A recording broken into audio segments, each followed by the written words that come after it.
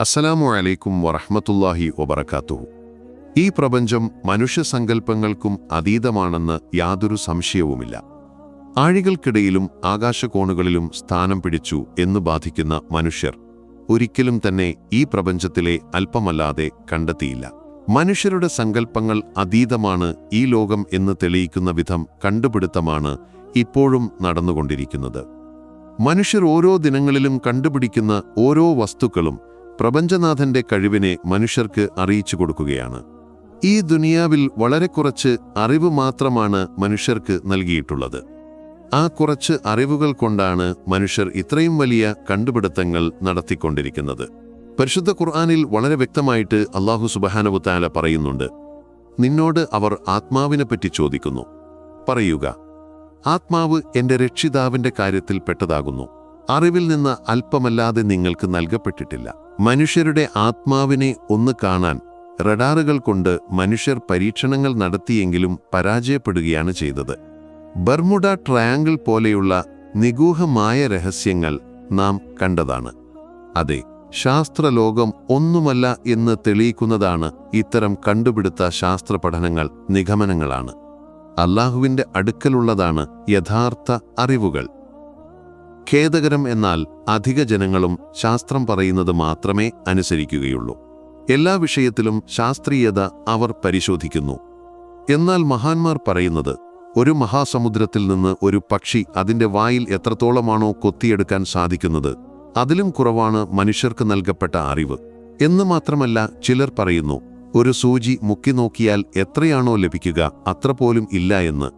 അതെ, ഇത്തരത്തിൽ ശാസ്ത്രലോകം ഒരു പുതിയ കണ്ടെത്തൽ കൂടി നടത്തിയിരിക്കുകയാണ്. നരകഗ്രഹം എന്ന പേരിലാണ് കണ്ടെത്തൽ. നാസയാണ് കണ്ടെത്തിയിട്ടുള്ളത്.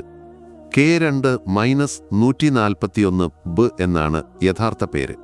ഭൂമിയിൽ നിന്ന് 202 പ്രകാശവർഷം ദൂരത്താണ് ഈ ഗ്രഹം സ്ഥിതി ചെയ്യുന്നത്. പൂർണ്ണമായും ലാവ കൊണ്ട് പൊതിഞ്ഞ വിചിത്രമായ ഒരു ഗ്രഹമാണ്.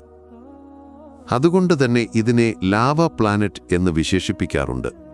വളരെ വിചിത്രമായ ഒരു കണ്ടുപിടുത്തം തന്നെയാണ്.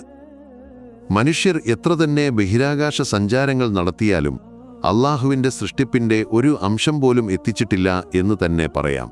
പരിശുദ്ധ ഖുർആനിലെ സൂറത്ത് റഹ്മാനിൽ അല്ലാഹു വളരെ വ്യക്തമായി തന്നെ പറയുന്നുണ്ട്, ജിന്നുകളുടെയും മനുഷ്യരുടെയും സമൂഹമേ, ആകാശങ്ങളുടെയും ഭൂമിയുടെയും മേഖലകളിൽ നിന്ന് പുറത്തു കടന്നുപോകാൻ നിങ്ങൾക്ക് സാധിക്കുന്ന പക്ഷം നിങ്ങൾ കടന്നുപോയിക്കൊള്ളുക. ഒരു അധികാരം ലഭിച്ചിട്ടല്ലാതെ നിങ്ങൾ കടന്നുപോവുകയില്ല. അപ്പോൾ നിങ്ങൾ ഇരുവിഭാഗത്തിന്റെയും രക്ഷിതാവിന്റെ അനുഗ്രഹങ്ങൾ ഏതിനെയാണ് നിങ്ങൾ നിഷേധിക്കുന്നത്? അതെ, എല്ലാ കാര്യങ്ങളും മനുഷ്യൻ ചെയ്യുന്നത് അല്ലാഹുവിന്റെ ഉദ്ദേശപ്രകാരവും തീരുമാനവും കൊണ്ടു മാത്രമാണ്. പ്രസ്തുത ആയത്തിന്റെ വ്യത്യസ്ത വ്യാഖ്യാനങ്ങൾ കാണാം. അതിൽ ഏറ്റവും പ്രധാനപ്പെട്ടതാണ്, മനുഷ്യർ ആകാശഭൂമികൾ വിട്ടുകടന്നാലും അല്ലാഹുവിനെ പരാജയപ്പെടുത്തി എന്ന് നിങ്ങൾ ഒരിക്കലും കരുതരുത്.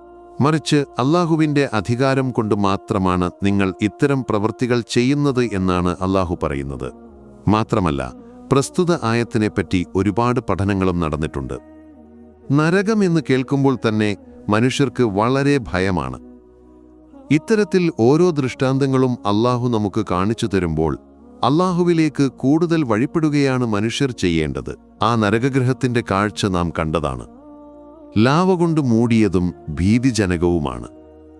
അല്ലാഹു നമ്മെയും മറ്റുള്ള എല്ലാ വിശ്വാസികളെയും നരകത്തിൽ നിന്ന് കാത്തുരക്ഷിക്കട്ടെ. ആമീൻ. ഈ വീഡിയോ നിങ്ങളിലേക്കെത്താൻ കാരണമായവർക്ക് വേണ്ടി പ്രത്യേകം ദുആ ചെയ്യണമെന്ന് ഓർമ്മപ്പെടുത്തി. ഇൻഷാ അല്ലാഹ് മറ്റൊരു വീഡിയോയുമായി നമുക്ക് പിന്നീട് കാണാം. ദുആ വസിയത്തോടെ. അസ്സലാമു അലൈക്കും വറഹ്മത്തുള്ളാഹി വബറകാതുഹു.